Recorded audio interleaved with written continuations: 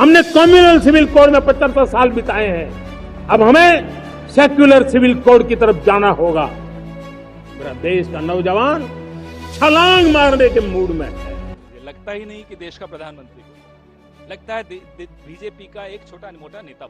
ये अच्छी बात नहीं है। प्रधानमंत्री हैं देश के, उनको अपने पद की मर्यादा का ध्यान रखना चाहिए। संविधान की शपथ लेते हैं और बाबा साहब अंबेडकर द्वारा बनाया गया कोड, उसको आप कम्युनल कोड कहते हैं। 140 करोड़ देशवासियों की चिंता कि वहां हिंदू, वहां के अल्पसंख्यक समुदाय की सुरक्षा सुनिश्चित हो। बांग्लादेश के हिंदुओं की रक्षा के लिए कदम गिनाइए, क्या कदम आप?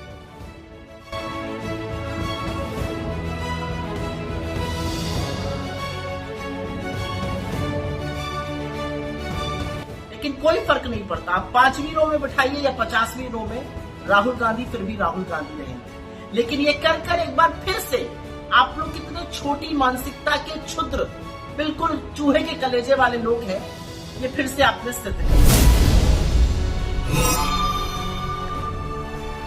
हाल ही में भारत ने अपनी आजादी के 77 साल पूरे कर लिए। 15 अगस्त को देश के 78वें स्वतंत्रता दिवस पर प्राचीन लाल किले की प्राचीर से लगातार 11वीं बार प्रधानमंत्री नरेंद्र मोदी ने तिरंगा फहराया और इसके बाद 98 मिनट तक भाषण देकर उन्होंने अपना ही रिकॉर्ड तोड़ा। उन्होंने अपने भाषण में देश के विकास, किसानों की खुशहाली, पड़ोसी देश बांग्लादेश की हालात, युवाओं को राजनीति में लाए जाने की बात, वन नेशन वन इलेक्शन सहित कई मुद्दे शामिल किए। प्रधानमंत्री ने आज के दौर को भारत का स्वर्णिम कालखंड बताते हुए कहा कि इस मौके को हाथ से नहीं जाने देना है। आज का युवा छलांग लगाना चाहता है। मेरा देश का नौजवान छलांग मारने के मूड में है। वो छलांग मार के नई सिद्धियों को प्राप्त करने के मूड में है। मैं कहना चाहूंगा, भारत के लिए गोल्डन एरा है। वैश्विक परिस्थितियों की तुलना में भी देखें, ये गोल्डन एरा है। ये हमारा स्वर्णिम कालखंड है। मेरे प्यारे देशवासियों, ये अवसर हमें जाने नहीं देना है। मोदी ने एक बार फिर 2047 तक देश को विकसित राष्ट्र बन जाने का भरोसा जताते हुए कहा कि जब 40 करोड़ लोग देश को आजाद करा सकते हैं तो 140 करोड़ लोग तो बहुत कुछ कर सकते हैं। पीएम ने भारत की अपार क्षमता, परफॉर्म ट्रांसफॉर्म का फॉर्मूला दिया, नए संकल्प, सरकार की प्रतिबद्धता जैसी कई बातें भी अपने भाषण में शामिल की। प्रधानमंत्री के भाषण की ज्यादातर बातें वही रहीं जो वे कई मौकों पर कर चुके हैं। देश को अच्छे अच्छे सपने दिखाना उनकी पुरानी आदत का हिस्सा है, लेकिन उन सपनों को पूरा कर पाने में सरकार किस तरह से योगदान कर रही है, उन पर पीएम ज्यादा कुछ नहीं बताते। जाहिर है कि इस लोकसभा चुनाव में भाजपा पूरा बहुमत नहीं पा सकी थी। मोदी 2 दलों के समर्थन से प्रधानमंत्री बन पाए हैं। ऐसे में अब की बार के उनके भाषण में इस कमजोर जनादेश की भी झलक दिखाई दी, क्योंकि हर बार वे लाल किले से भी विपक्ष पर जमकर निशाना साधने से नहीं चूकते थे। लेकिन अब की बार उन्होंने उस तरह के शब्दों का इस्तेमाल नहीं किया जिससे विपक्ष को आड़े हाथ लिया जा सके। पीएम ने विपक्ष को ऐसे लोगों के रूप में जरूर बताया जो देश का विकास नहीं होने देना चाहते, जो परिवारवादी हैं। जब तक उनका खुद का भला ना हो वे दूसरों का भला नहीं देख सकते। इसी के साथ उन्होंने देश को चेताया कि देश को इनसे बचना होगा। कि कुछ लोग होते हैं जो प्रगति देख नहीं सकते, कुछ लोग होते हैं जो भारत का भला सोच नहीं सकते हैं। जब तक खुद का भला न हो तब तक उनको किसी का भला अच्छा नहीं लगता है। ऐसी विकृत मानसिकता से भरे हुए लोगों की कमी नहीं होती है। देश को ऐसे लोगों से बचना होगा। वे निराशा की गर्त में डूबे हुए लोग हैं। ऐसे मुट्ठी भर निराशा की गर्त में डूबे हुए लोग जब उनके गोद में विकृति पलती है तब वो विनाश का कारण बन जाती है, सर्वनाश का कारण बन जाती है, एनार्की का मार्ग ले लेती है और तब देश को इतनी बड़ी हानि हो जाती है जिसकी भरपाई करने में हमें नए सिरे से मेहनत करनी पड़ती है। हालांकि one nation one election, secular civil code जैसे मुद्दों पर मोदी उन्हीं विपक्षी दलों से अपील भी करते नजर आए कि सभी को इन विषयों पर चर्चा करनी चाहिए। एक अच्छी बात यह भी रही कि चुनावी मंचों से जमकर ध्रुवीकरण करने वाले प्रधानमंत्री लाल किले से बहुत सधे हुए अंदाज में नजर आए। उन्होंने बांग्लादेश में अल्पसंख्यकों पर हुए अत्याचारों पर टिप्पणी करते हुए कहा कि वहां हिंदुओं के साथ जो कुछ हो रहा है वह रुकना चाहिए, क्योंकि इससे भारतवासी चिंतित हैं। मोदी ने देश में बढ़ते महिला अपराधों पर बड़ा बयान देते हुए कहा कि दोषी राक्षसी प्रवृत्ति के लोगों को फांसी होनी चाहिए। और उन कानूनों को, जो कानून धर्म के आधार पर देश को बांटते हैं, जो ऊंच नीच का कारण बन जाते हैं, ऐसे कानूनों को आधुनिक समाज में कोई स्थान नहीं हो सकता है। और इसलिए मैं तो कहूंगा, अब समय की मांग है कि देश में एक सेकुलर सिविल कोड हो। महिलाओं के विरुद्ध अपराधों की जल्द से जल्द जांच हो,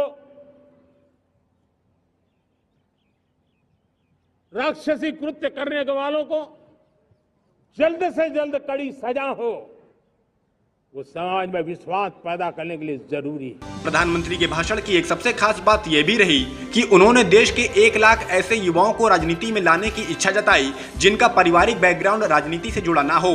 इसी के जरिए उन्होंने परिवारवाद पर भी निशाना साधा। परिवारवाद का नाम लेते ही कैमरा तुरंत राहुल गांधी को दिखाने लगा।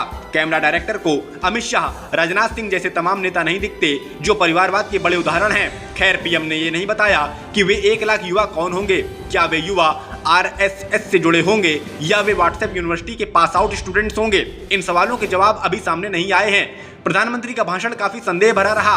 वे एक और 2047 तक विकसित भारत बनाने की तो बात करते हैं, लेकिन इस बारिश पूरे देश से पुलों, हवाई अड्डों, सड़कों में टूट फूट की खबरें सामने आती रहीं, उन पर उन्होंने एक शब्द भी नहीं बोला। उन्होंने ये तो बताया कि विकसित भारत के सपने को पूरा करने के लिए कड़ी मेहनत की जरूरत है, लेकिन ये नहीं बताया कि कौन करे कड़ी मेहनत। हमारे देश की जनता तो 2 वक्त की रोटी के लिए हद से ज्यादा कड़ी मेहनत कर रही है, लेकिन वे अधिकारी या नेता कड़ी मेहनत कब करेंगे जो भ्रष्टाचार में लिप्त हैं, जिनके भ्रष्टाचार की पोल समय समय पर खुलती रहती है। फिलहाल तो देश की 80 करोड़ जनता 5 किलो मुफ्त राशन पर निर्भर दिख रही है और कोई ब्लूप्रिंट तो दिखाई नहीं देता। ऐसे में वह विकास का रोड मैप कैसा होगा, यह एक पहेली बना हुआ है। पीएम के इस भाषण पर कांग्रेस प्रवक्ता पवन खेड़ा ने जमकर निशाने साधे। ही नहीं कि देश का प्रधानमंत्री बोल रहा, लगता है बीजेपी का एक छोटा मोटा नेता बोल रहा है। ये अच्छी बात नहीं है। प्रधानमंत्री हैं देश के, उनको अपने पद की मर्यादा का ध्यान रखना चाहिए। संविधान की शपथ लेते हैं और बाबा साहब अंबेडकर द्वारा बनाया गया कोड, उसको आप कम्युनल कोड कहते हैं। अटल जी के खिलाफ एक तरह से बोलते हैं कि पहली सरकारों में आतंकवाद के हमले होते थे। अटल जी के वक्त मैं मानता हूं कि संसद पे हमला हुआ था, मैं मानता हूं कि कंधार का विमान अपहरण हुआ था, ये सब हुआ, हम जानते हैं। लेकिन आज के दिन अटल जी का अपमान करना, कम से कम अटल जी ने आईएसआई को पठानकोट का निरीक्षण करने को नहीं बुलाया था। बहरहाल इस बार के स्वतंत्रता दिवस की एक और खास बात यह भी रही कि इस बार लाल किले के कार्यक्रम में नेता प्रतिपक्ष राहुल गांधी भी पहुंचे हुए थे। ये राहुल गांधी के लिए 10 वर्षों में ये पहला मौका था जब वे लाल किले में स्वतंत्रता दिवस के कार्यक्रम में पहुंचे थे। प्रधानमंत्री के भाषण से ज्यादा चर्चा तो राहुल गांधी की रही, क्योंकि कैबिनेट मंत्री की रैंक वाले राहुल गांधी को पीछे की सीट बैठने को दी गई, जबकि उन्हें सबसे आगे की सीट दी जानी चाहिए थी। इस पर भी कांग्रेस ने जमकर भड़ास निकाली। नेता प्रतिपक्ष लोकतंत्र में इसलिए जरूरी है क्योंकि वो सरकार को जवाबदेह बनाता है, वो सरकार को कटघरे में खड़ा करके लोगों के मुद्दे उठाता है। असलियत यह है कि राहुल गांधी से आप लोग असहज हो जाते हैं। वो आंख में आंख डाल के आपसे सवाल पूछते हैं, वो आपके भ्रष्टाचार को, आपकी नाकामियों को, आपकी विफलताओं को आपके मुंह पर कहने की ताकत रखते हैं, तो आप उनसे आंखें चुराते हैं।